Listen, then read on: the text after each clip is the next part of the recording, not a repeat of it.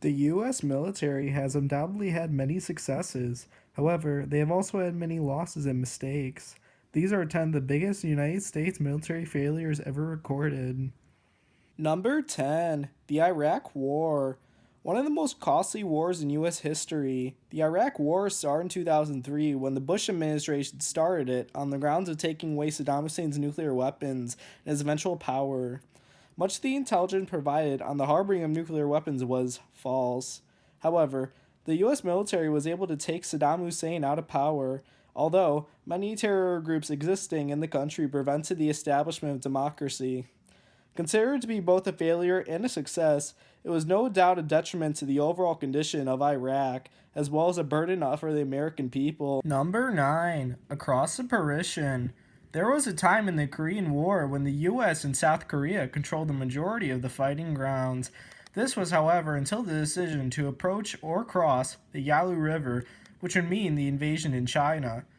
As shown, the Chinese did not take kindly to this and used their force to push back against the South. Although Chinese involvement would have hardly been prevented, the U.S. should have been more prepared for this kind of counterattack and possibly have prevented the elongation of the war. Number 8. The Vietnam War Draft.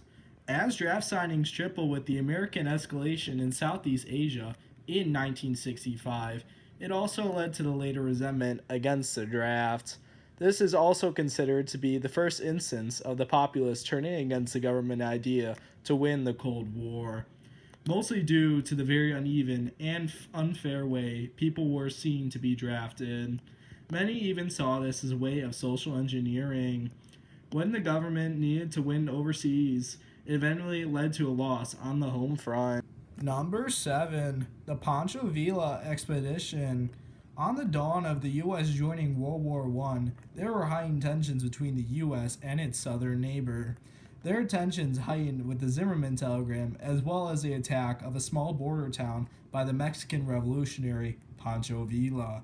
So, in response, the U.S. did the only logical thing: send an army of over 6,000 troops, spend $500,000 in an attempt to capture Villa. Although pushing 400 miles into U.S. territory, war was still not declared by either side. Within this push, many skirmishes erupted, all yielding not too many casualties. However, in the end, even going out to the absolute brink of war, Pancho Villa was never captured and the U.S. retreated. Number 6. The Battle of Little Bighorn. The Battle of Little Bighorn was fought on June 25, 1876 in the Montana Territory between federal forces led by General George Custer against Sioux and Shawnee warriors. Although heavily outnumbered by 1,200 Native Americans, soon to be 3,000, to Custer's 600, he decided not to wait for reinforcements to show up on his second push along the battle. Soon, completely surrounded, all 600 men and Custer died on the battlefield, marking the largest loss against natives in U.S. history. Number 5. Exercise Tiger. Before the invasion of Normandy during World War II, there were many military exercises conducted in preparation. One of these exercises was Exercise Tiger. During this familiar exercise, on the morning of April 28, 1944, along the English Channel, the American forces were attacked by 9 German E-boats. The boats assigned to protect the American LSTs, landing tank ships, were damaged due to earlier being in a collision with their own LST. An accidental friendly fire resulted in the damage and later sinking of LST 531. In total, 749 Navy and Army servicemen died in this military exercise. In comparison, only 149 servicemen died on Utah Beach during the actual invasion. Number 4. Battle of Kasserine Pass. In November 1942, the U.S. and Great Britain launched an Operation Torch as an invasion through North Africa against the Nazi threat.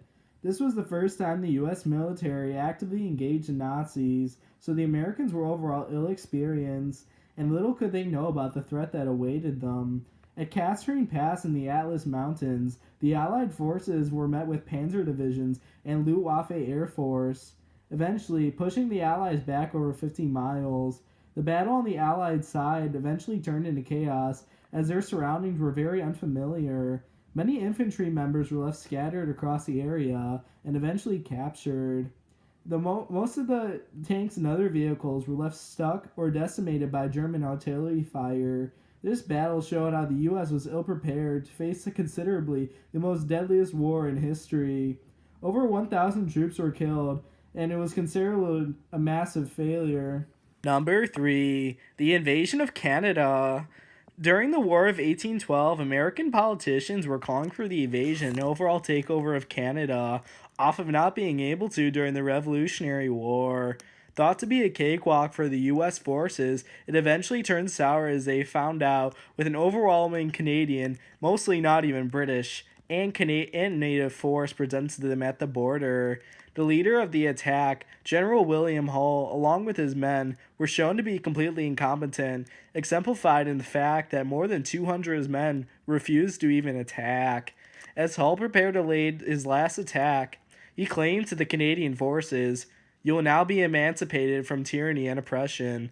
With that, the enemy proceeded to issue a counterattack. Retreating, Hull eventually surrendered all of his men and Fort Detroit after a singular cannonball attacked.